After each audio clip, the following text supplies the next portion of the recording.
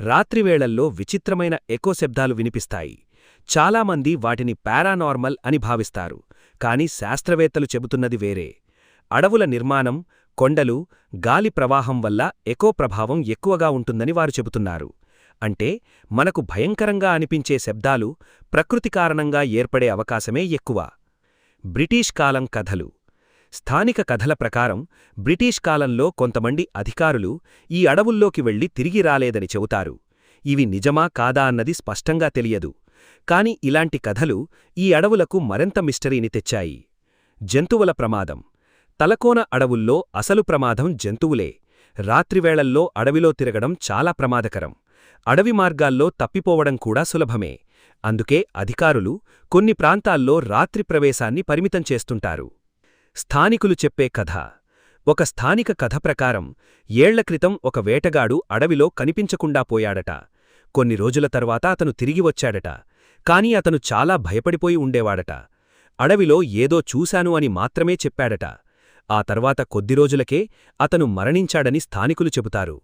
ఈ కథకు ఎలాంటి అధికారిక ఆధారాలు లేవు, కాని ఇది ఇప్పటికీ స్థానికుల మధ్య ప్రసిద్ధిగానే ఉంది. తలకోన ట్రెక్కింగ్ అనుభవం. తలకోనలో ట్రెక్కింగ్ చాలా ప్రసిద్ధి, కాని అడవిలో లోపలికి వెళుతున్న కొద్దీ నిశ్శబ్దం పెరుగుతుంది. చాలామంది అక్కడ ఒక అనుభూతి కలుగుతుందని చెబుతారు. అది భయమా లేక ప్రకృతి ప్రభావమా? అది వ్యక్తిగత అనుభవమే. సినిమాల్లో తలకోన. తలకోన అడవుల వాతావరణం కారణంగా కొన్ని తెలుగు సినిమాలు మరియు హర్రర్ షార్ట్ ఫిలిమ్స్ ఇక్కడ షూట్ చేశారు. దట్టమైన అడవులు మరియు మంచు కారణంగా ఇది హర్రర్ బ్యాక్డ్రాప్కి పర్ఫెక్ట్ లొకేషన్గా మారింది. సోషల్ మీడియా కథలు. యూట్యూబ్ మరియు సోషల్ మీడియాలో తలకోన గురించి ఎన్నో హాంటెడ్ వీడియోలున్నాయి. కొన్ని వీడియోల్లో వింత శబ్దాలు, నీడలు కనిపించాయని చూపిస్తారు, కానీ వాటిలో చాలా వరకు ఎడిటింగ్ లేదా అతిశయోక్తి కావచ్చని భావిస్తారు. శాస్త్రం వర్సెస్ భయం. మనిషి చీకటిలో ఉన్నప్పుడు మెదడు చిన్న శబ్దాన్ని కూడా ప్రమాదంగా భావిస్తుంది. అడవుల్లో ఈ భావన మరింత పెరుగుతుంది. అందుకే చాలామంది తలకోన అడవులను హాంటెడ్గా ఫీలవుతారు.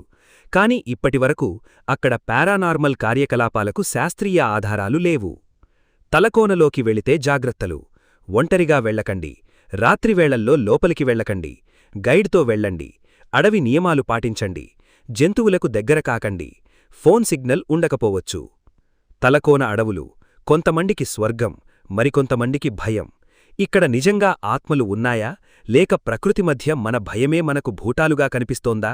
సమాధానం ఇంకా మిస్టరీగానే ఉంది. కాని ఒక విషయం మాత్రం నిజం. తలకోన అడవుల్లో అడుగుపెట్టిన ప్రతి ఒక్కరూ ఆ అనుభూతిని జీవితాంతం మరిచిపోలేరు.